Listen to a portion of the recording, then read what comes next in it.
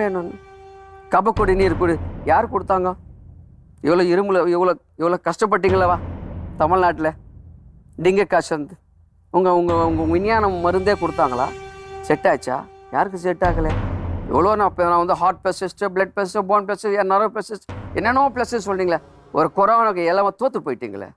சித்தர் கொடுத்த மருத்துவம் தான் உனக்கு கையாந்தது. அது கொடுத்தது தான் நீங்கள் நல்லா இருந்திருக்கீங்க. சுனாமின்னு முதல்ல சொல்லி எச்சரிக்கை கொடுத்தேன் 2004. 12 உலக ஆளுன்னு சொல்லி அது எச்சரிக்கை கொடுத்துருக்கிறேன்.